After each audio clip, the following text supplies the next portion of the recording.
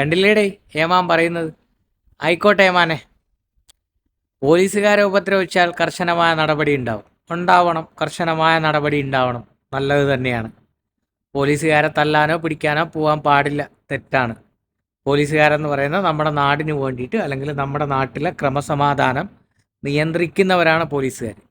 പക്ഷേ ചില പോലീസുകാരുണ്ട് ഏമാനെ, ഈ യൂണിഫോം ഉണ്ടല്ലോ, അവന്മാരുടെ നെഞ്ചത്തോട്ട് കയറുമ്പം സാധാരണക്കാരൻ്റെ മേലെ കുതിര കയറുന്ന ചിലവന്മാരുണ്ട്. മനസ്സിലായോ? ഞങ്ങളുടെ നാട്ടിലും ഒരുത്തരുണ്ടായിരുന്നു, ഒരു SI. വയസ്സായ അവൻ്റെ അച്ഛൻ്റെ പ്രായമുള്ളവന്മാരെ കാണുമ്പോലും തള്ളയ്ക്കും തന്തയ്ക്കും വിളിക്കുന്ന ഒരുത്ത്.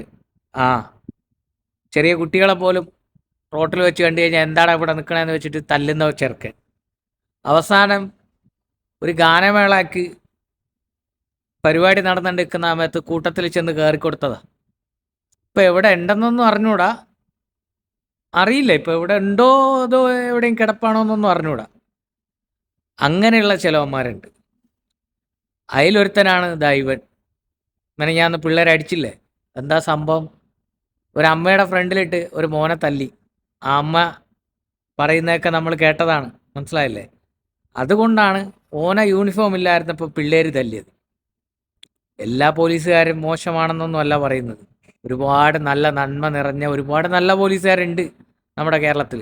പക്ഷെ അവരെയൊക്കെ പറയിപ്പിക്കാൻ വേണ്ടിയിട്ട് ഇവനെപ്പോലുള്ള ചില അസുരവിത്തുക്കളും ഉണ്ട്. അതിനെയൊക്കെയാണ് പിള്ളേർ തല്ലുന്നത്. താങ്കളുടെ ഡിപ്പാർട്ട്മെൻറ്റിലുള്ള പോലീസുകാരോടും പറയുക, പൊതുജനത്തിൻ്റെ കുതിരയ്ക്ക് കയറാനുള്ള അല്ലെങ്കിൽ അവരുടെ മേൽ കുതിര കയറാനുള്ള ലൈസൻസ് അല്ല പോലീസ് യൂണിഫോം. അവരെ സംരക്ഷിച്ച് നിലനിർത്തി കൊണ്ടുപോവേണ്ടതാണ് പോലീസ് യൂണിഫോം. കേസെടുത്തോ, അതൊന്നും വിഷയമുള്ള കേസല്ല. കാരണം തെറ്റ് ചെയ്യുന്നുണ്ടെങ്കിൽ കേസെടുക്കണം, താങ്കൾ നിയമപരമായിട്ട് തന്നെ പോകണം. പക്ഷേ താങ്കളുടെ ഫോഴ്സിലുള്ളവരോടും കൂടി ഒന്ന് പറഞ്ഞ് മനസ്സിലാക്കി കൊടുക്കണം. ശരിയെന്നാ ഏമാനെ, ഓക്കെ, നടക്കട്ടെ.